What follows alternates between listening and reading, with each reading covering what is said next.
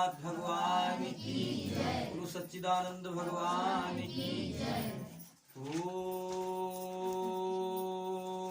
ब्रह्मानंदम परम सुखदम केवलम ज्ञानमूर्ति द्वंद्वातीतं गगन सदर्शम तस्मस्यादिलक्ष्यम् एकं नित्यं विमलमचलं सर्वधी साक्षीभूतं भावातीतं त्रिगुणमुरहितं सद्गुरु तं नमामि। ओम अखंडानंद बोधाय शिष्य संतापहारिणे सच्चिदानंद रूपाय तस्मै श्री गुरुवे नमः, तस्मै श्री गुरुवे नमः। बड़ी श्रद्धा के साथ सभी भक्त लोग जो सबके साक्षी है, सबके आधार है, परमपिता परमात्मा वही सतगुरु रूप में प्रकट होकर के हमें अपने से मिलने का मार्ग बताते हैं, बोध कराते हैं।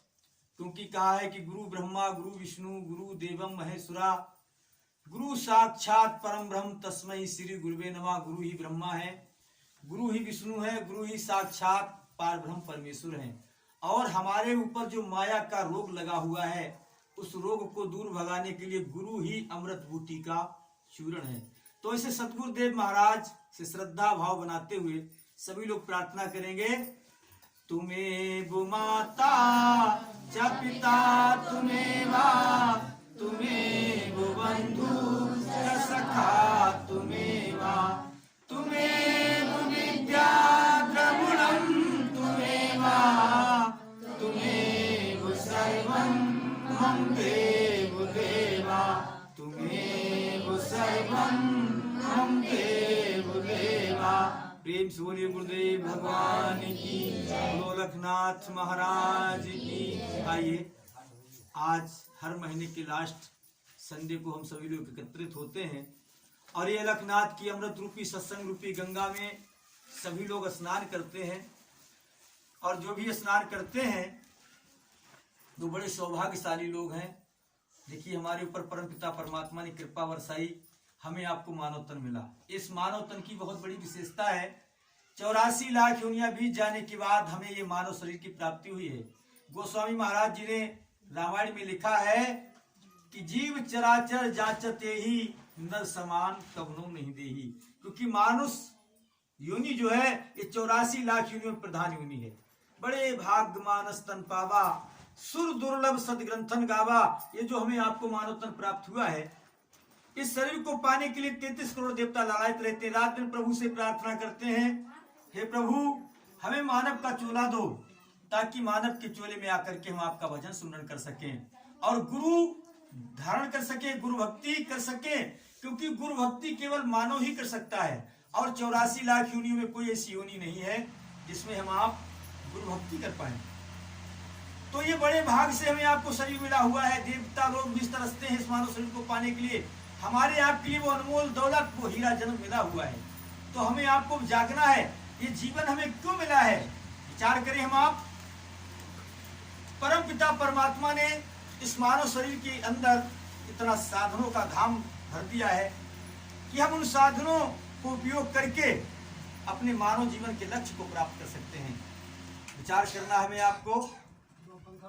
84 लाख योनियों में मनुष्य शरीर प्रधान योनि है। जितनी सुविधा मानव योनि के अंदर है इतनी सुविधा किसी योनि के अंदर नहीं है। प्रकृति की जितनी भी चीजें हैं वो मानव शरीर की सेवा में लगी हुई हैं। इस शरीर में विवेक भी है जिसको यूज करके हम क्या कर सकते हैं, ये जान सकते हैं कि इस मानव घट के अंदर बोल कौन रहा है। हम सुंदर सुंदर महल बना करके रहते हैं, सुंदर सुंदर भोजनों को ग्रहण करते हैं, गाय भैंसे हमको दूध दे रही है जबकि उनका कोई स्वार्थ नहीं। कितनी विशेष योनि है। परम पिता परमात्मा ने जितनी सुविधा मानव योनि के अंदर दी है इतनी सुविधा किसी योनि के अंदर नहीं है। और इतनी सुविधा प्राप्त करने के बाद बुद्धि विवेक सब कुछ दिया है। सही क्या है गलत क्या है इसका हम आप निर्णय कर सकते हैं। ऐसा नर्तन पा करके अगर हमने अपने लक्ष्य को प्राप्त नहीं कर पाया, क्योंकि ये जीवन प्रभु ने बड़ी दया मेहर से दिया है। हर योनि में हम कभी पेड़ बने, कभी पत्थर बने, नाना प्रकार की योनि में भ्रमण करते करते करते करते जन्मने और मरने में कितना बड़ा कष्ट होता है। संत महात्मा हमारे वेद शास्त्र बतलाते हैं कि जब हम मां के गर्भ में जाते हैं तो वहां उल्टे लटके रहते हैं, जीव उल्टा लटका रहता है और रात दिन प्रभु से प्रार्थना करता है, प्रभु इस नरक से हमको बाहर करो, बाहर आकर के मैं तुम्हारा भजन सुमरन करूंगा। लेकिन बाहर आकर के इस माया रूपी संसार में ऐसा फंस जाता है कि उस परम पिता परमात्मा को भूल जाता है। आज हमें मानव शरीर मिला हुआ है, इस मानव शरीर में हमें उस परम आनंद को प्राप्त करना, क्योंकि सबकी मंजिल है परम आनंद को प्राप्त करना, परम शांति को प्राप्त करना। और वो सच्चा आनंद, वो परम आनंद, परम शांति हम केवल मानव योनि में ही प्राप्त कर सकते हैं। तो हमें जागना होगा। और ये जीवन अगर हमने जानवरों की भांति बिता दिया तो मानव जीवन पाने का अर्थ ही क्या रहा।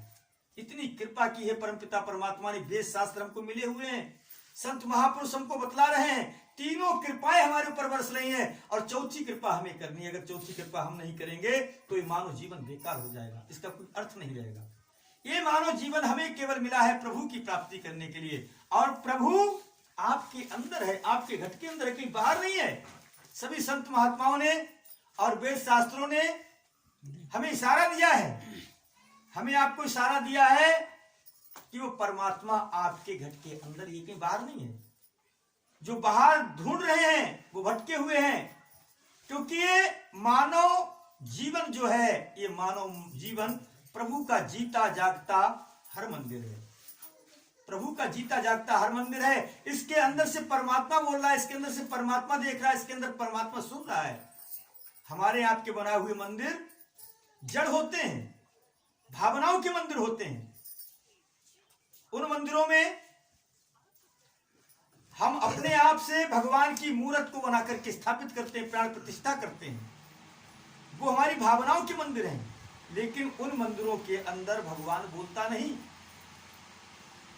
लेकिन भगवान का बनाया हुआ जो मंदिर है उसके अंदर से भगवान बोलता है, जीता जागता हर मंदिर है। आइए इस मानव मंदिर के अंदर जो परमात्मा है, रूप से विद्यमान है, उसका हम सभी लोग बोध करते हैं, और इसीलिए हमें आपको मानव जीवन मिला हुआ है। एक बार सभी लोग श्रद्धा से जयकारा लगाइए। प्रेम से गुरुदेव भगवान की जय, बोलो अलखनाथ भगवान की जय, बोलो सतगुरुदेव भगवान की जय।